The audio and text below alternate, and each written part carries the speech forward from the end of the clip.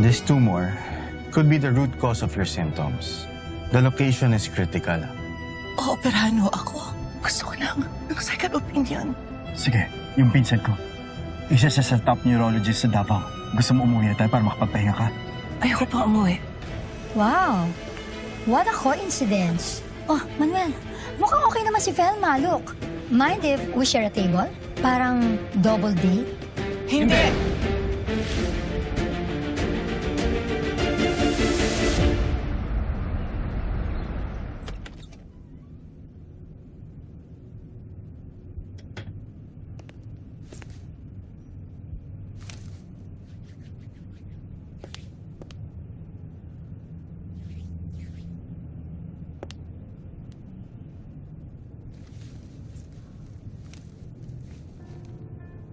So,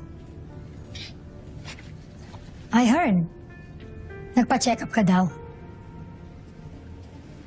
Why? Are you sick? Are you dying or something?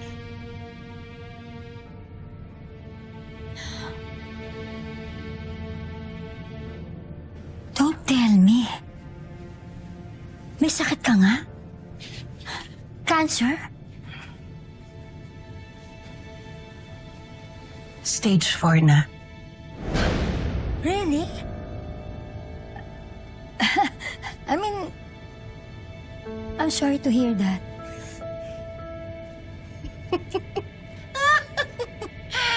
Ay, Hazel. Para kang bobot na nga na netizens. Ang bilis maniwala sa mga fake news. Wala akong sakit. At hindi pa ako mamamatay. Kaya, huwag ka masyadong excited dyan. Nakakatawa ka rin, ano? Nasa iyo na ang lahat, si Manuel. Talo ka pa rin sa akin. Ano sinasabi mong talo? Paano ako natalo sa'yo? Oo naman. Pinatunayan mo nga ngayon lang, di ba? Alam mo na ako ang mahal ni Manuel. Kaya excited ka nung nalaman mong mamamatay ako. Dahil yan naman ang paraan para manalo ka. Magkakaroon ka ng pag-asang mahalin ka ni Manuel. Pag wala na ako.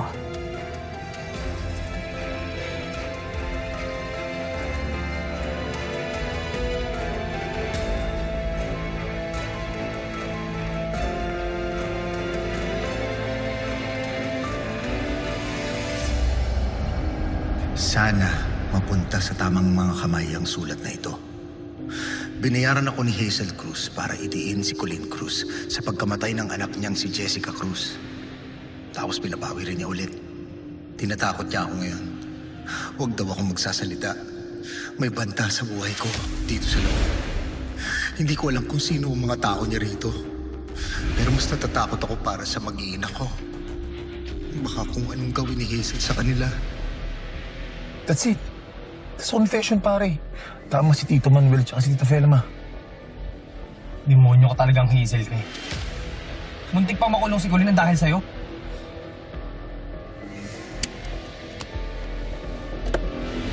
Hayop. Mga hayop na yan. Sige na, Jeff, i-report mo na. Tayo wag muna. Galuhin muna natin ang mabuti. Baka kasi makatulog dito yung mga tao ng Hazel eh. Ang importante, unahin muna natin yung asawa at anak ni Timo. Kailangan ligtas sila. O sige. Kukunin ko yung number ni Diana. Sige tayo. Mag-ingat kayo ha. Tapos tayo wag mong papahalata kay Hazel, maalam ka ha. O sige na, Jeff. Parating na si Hazel, tawagan kita ulit. Oh, there you are. Ito nagpa-take out na lang ako para ni-blue to mamaya. Meron ka ba bang gusto? Gusto mong dessert? Hindi na, okay na yan. Take out na rin ako? Okay na yan. Sure? Oo, Sigurado ka ba? Masarap ang cake nila dito. okay na yan. Okay, let's go.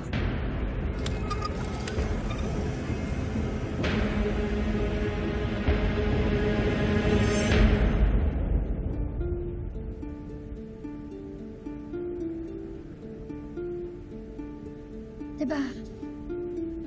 Nakahiga ka na nung bago ako lumabas, ha? Umihi lang ako, Hazel.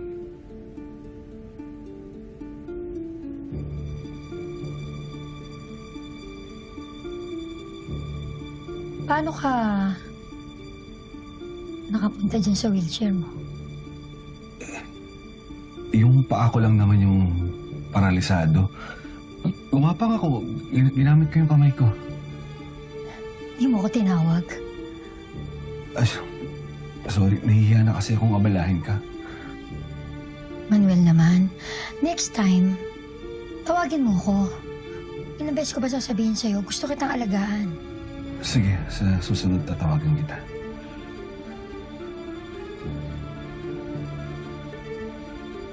Himala, hindi mo ako kinontra. Hindi, ayoko na kasing tumanggi sa'yo. Nakapagod lang yan. Mag-aaway lang tayo. Buti naman, na-realize mo yan. Hindi rin naman kasi ako titigil. Sige, shower lang ako. May lakad pa kami ni Alice.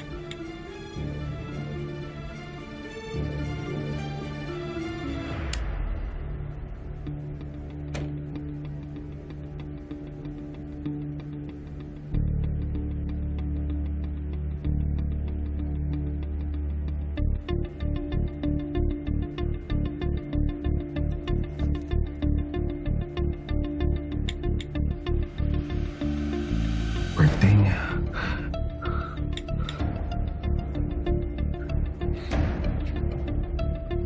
Birthday ni Jessica.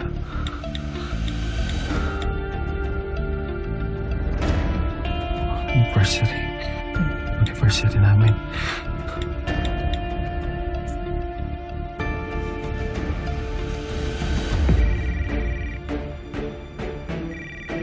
Manuel? Pwede ba tawag ba sa akin? Si Alice tumatawag. Ah.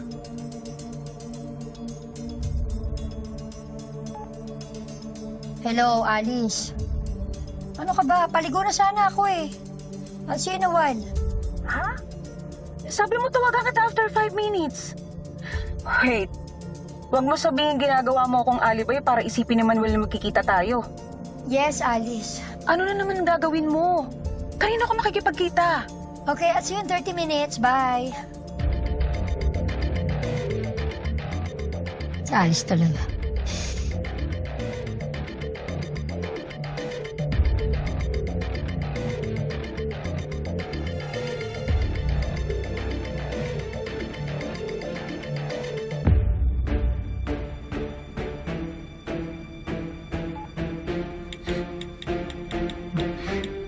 Ni Diana. Diana. Diana.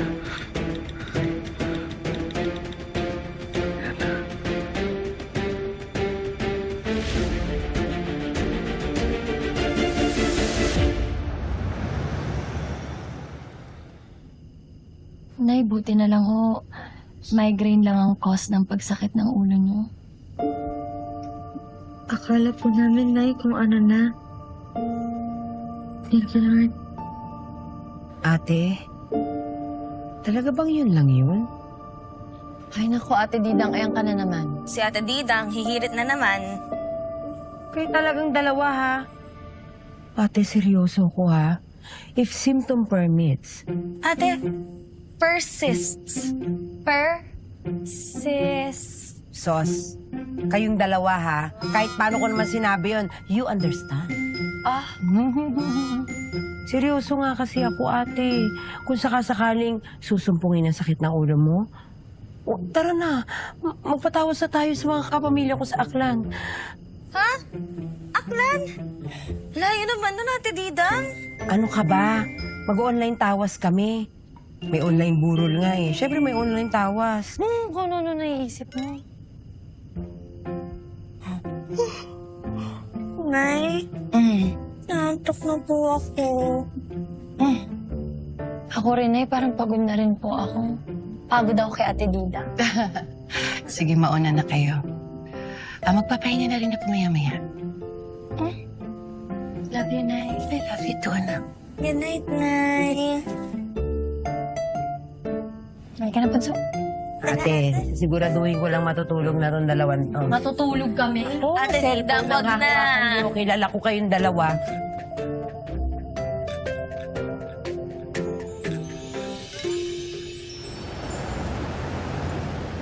Sakto po itong pagpapatawag niyo sa amin message. Wala kami ngayong karakit-rakit eh. May papagawa po ba kayo? Malamang. Kaya ako nga kayo pinatawag eh. Ano, gusto ko lang makapag-bonding sa inyo? Siyempre hindi, di ba? May papagawa ako. Ano po yung message?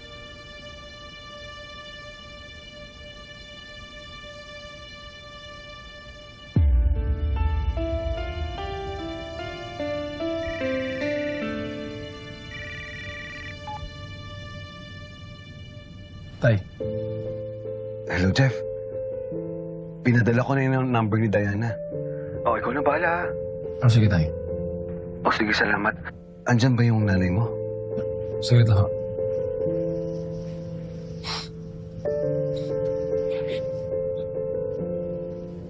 Nay, si tatay.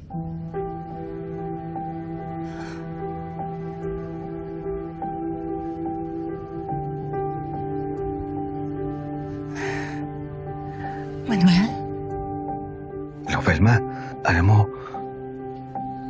gusto kong yakapin kita kanina eh. Sobrang miss na kita.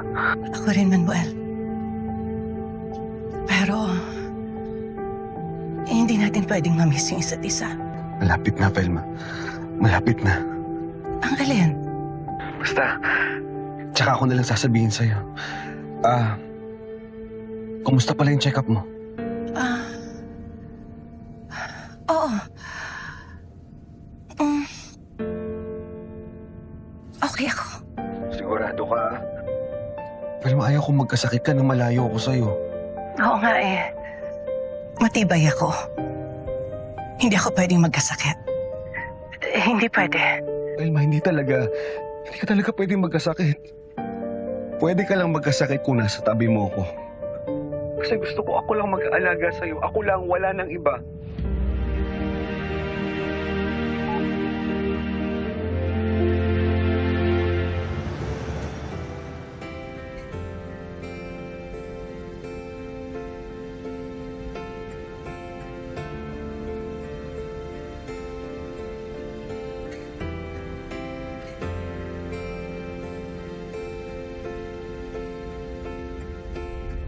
Malapit na, Velma. Malapit na ako umuwi sa inyo. Mapubuo na yung pamilya natin. Wala na makakapaghiwalay sa atin. Walang makakabuwag sa atin.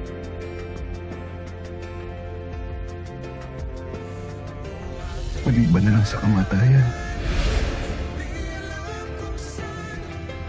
Natatakot ako. Natatakot ako, Panginoon. Tulungan niyo po ako. Tulungan niyo po ako. Hindi ko kakayanin to. And this one concerns us po. Ano ho yan, Doc? Tumor? Gusto ko ng second opinion. Sige. Nagpa-check up ka daw. சரி எந்த சூழ்நிலையில 40 பேருக்கு சித்தப்பனுக்கு பதில் சொல்லவே முடியாது. சோசியல் மீடியாவில் பார்த்தாலே மனசு ரொம்ப கஷ்டமா இருக்கு. நீ எவ்வளவுதான் பணம் கொடுத்தாலும் சரி செத்து போனவங்களுக்கு நீங்க வந்து எண்ணெய் எழுப்ப கொடுக்கவே முடியாது. நீ 40 லட்சமோ 40 கோடி பணம் கொடுத்தாலும் சரி. ஸோ இத்தனை பேர் செத்து போயிட்டு அந்த இழப்பிற்கு ஈடு கொடுக்கவே முடியாது. மனசு ரொம்ப கஷ்டமா இருக்கு. ட்விட்டர்ல பார்த்தாலும் ஃபேஸ்புக் பார்த்தாலும் யூடியூப்ல பார்த்தாலும் அதாவது சோசியல் மீடியா பார்த்தாலும் அந்த பெத்தவங்க கதறது அழுகுறத குழந்தைங்க பார்க்கவே முடியல. மனசே ரொம்ப கஷ்டமா இருக்கு. எங்க தளபதி விஜயனை பார்த்தீங்கன்னா ஃபர்ஸ்ட் சொல்லிக்கிறாரு, கர்ப்பிணி பெண்ணுகளை இந்த கூட்டத்துக்கு வரக்கூடாது. ஸோ அதுக்கப்புறம் குழந்தைங்க வரக்கூடாது, வயசு வரவங்க வரக்கூடாதுன்னு பஸ் ரூல்ஸ் போட்டிருக்கிறாரு. அதை மீறி போனதுக்கு யார் காரணம்? அது போனதுக்கு யார் தப்பு?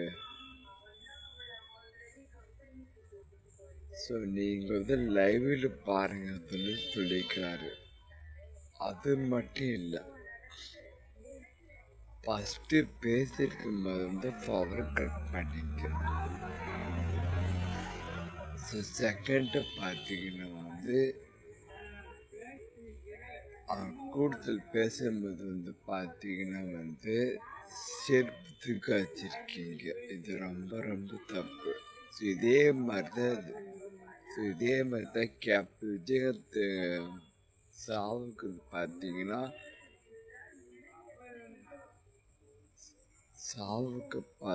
விஜய் போயிருக்காரு. அப்பயும் பார்த்தா அவரை கொடுத்த யாரும் செருப்புக்கு மேலே படிச்சிருக்கீங்க. இது கன்ஃபார்மாக தப்பு. ஸோ பார்த்து உண்மை என்னன்னு மக்களுக்கு எல்லாருக்குமே தெரியும். ஓகேங்களா? அதை விட்டு விஜயை கைது செய்யணும், விஜய் இந்த ஆட்சி வரக்கூடாதுன்னு சொல்லிட்டு எல்லாருமே சதி பண்ணுறீங்க. மக்களே இந்த சூழ்நிலை யாரு குத்தம் சொல்றது, யாருக்கு பேச தெரியல. ஏன்னா எழுப்ப யாரால ஈடு கொடுக்கவே முடியாது. ஸோ இதனால மற்றவங்க மேலே பழி போடுறது சொல்ல தெரியல. ஏன்னா இந்த சமயத்தில் பார்த்தீங்கன்னா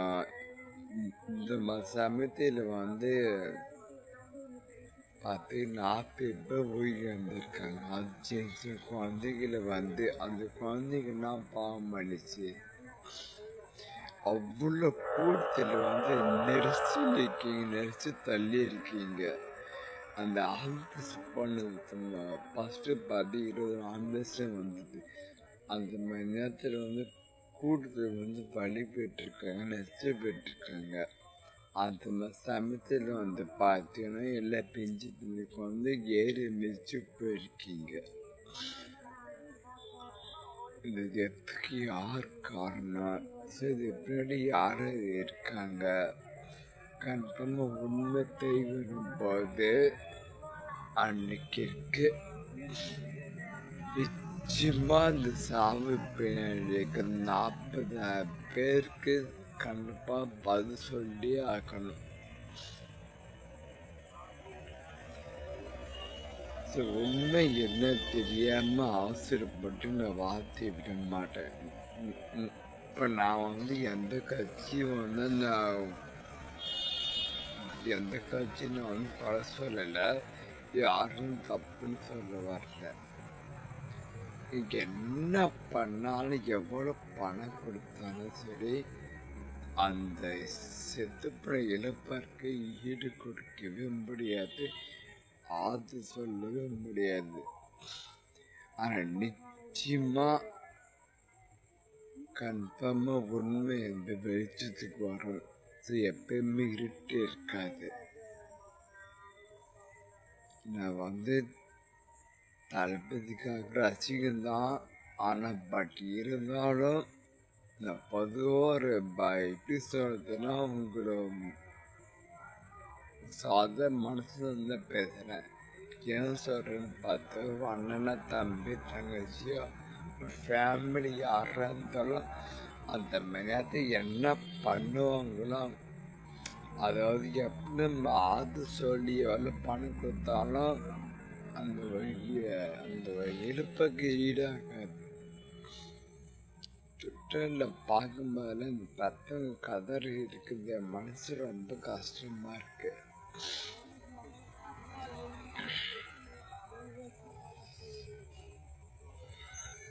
ஸோ உங்களுக்கு தெரியும் நினைக்கிறேன்.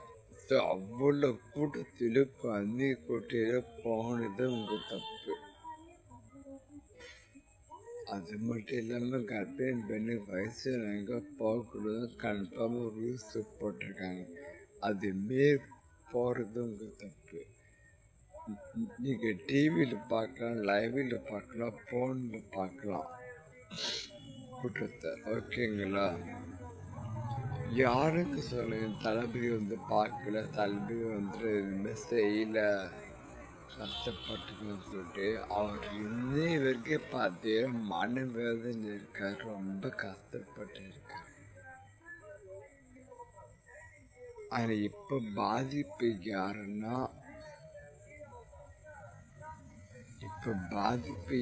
அந்த 40 பேர் குடும்பத்துக்கு வந்து மக்களுக்கு தான்.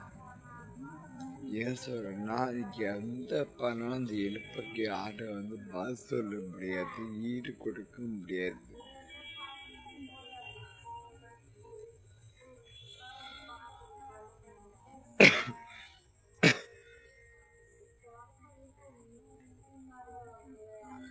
அந்த சின்ன சின்ன குழந்தைங்க நாங்கள் பாவம் பண்ணிச்சு. அங்கே பெற்றவங்க கதற அழுத குழந்தைங்க இருக்க மனசு வேதனையா இருக்கு. என்ன ஆது சொல்லப்படுங்க, எவ்வளோ பணம் கொடுத்தாலும் அந்த இழப்புக்கு ஈடு கொடுக்க முடியுமா? கண்டிப்பாக முடியாது.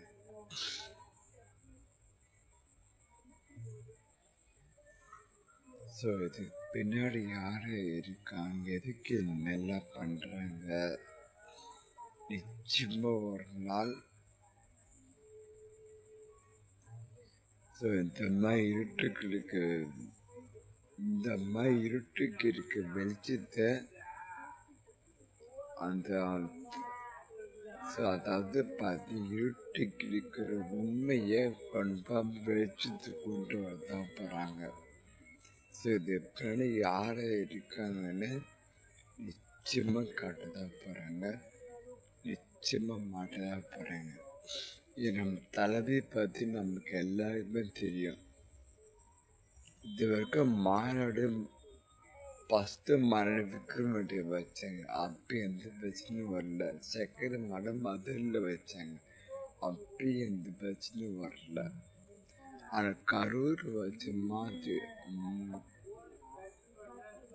ஆனால் இப்போ கரூரில் வச்ச மாநாட்டில் பார்த்து மீட்டிங்கில் 40,000 பேர் 40 பேர் உயிரிழந்திருக்காங்க. அது அந்த கை குழந்தைகள வந்து செத்து போயிருக்காங்க. மனசு அதுதான் எனக்கு இன்னி வரைக்கும் கேட்கல.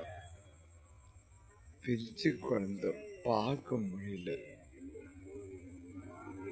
அந்த குழந்தை என்ன தப்பு பண்ணிச்சு, அந்த குழந்தை என்ன பாவம் பண்ணிச்சு, கொடுத்த காலை மிதிச்சு கத்தி வச்சு கொண்டிருக்கேன். அந்த தூக்குறப்ப அந்த பெத்தவங்க மனசு எவ்வளோ துடிச்சு போயிருக்கும். யாராவது என்ன பதில் சொல்லப்படுங்க?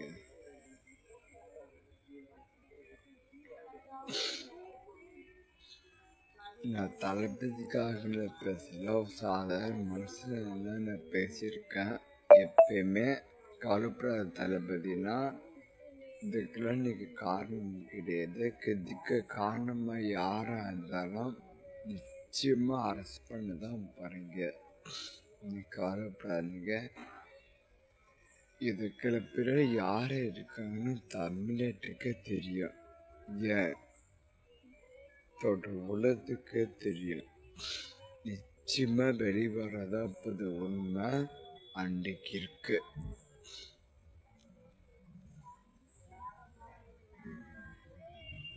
ஏன்னா நம்ம இன்னைக்கு நேரத்தான் பார்க்கல, தளபதி பார்த்து அதாவது பார்த்து நம்ம தளபதி மூவிக்கு வந்ததுலேருந்து என்ன வந்து பேச்சு பண்ணிகிட்டே இருந்தாங்க. பேச்சு பண்ணுறது புதுசு கிடையாது. அதே மீறி மக்களுக்கு நல்ல செய்தி கிட்ட செய்து வராரு. ஸோ பார்த்தீங்கன்னா மக்களுக்கு நல்லதோ கெட்டதோ ஒரு 6 கோடி சம்பளம் வாங்கி தலைவர் அதெல்லாம் விட்டுட்டு மக்களுக்கு நல்லது செய்கிற கெட்ட செய்கிற சொல்லிட்டு ஆட்சிக்கு வராரு. இனிமேல் நல்லது கெடுது மக்களுக்கு நல்ல புதுசாக ஒரு ஆட்சி வந்துட்டா எங்கே பயந்துருமோ சொல்லிட்டு இந்த மாதிரிலாம் பண்ணுறாங்க.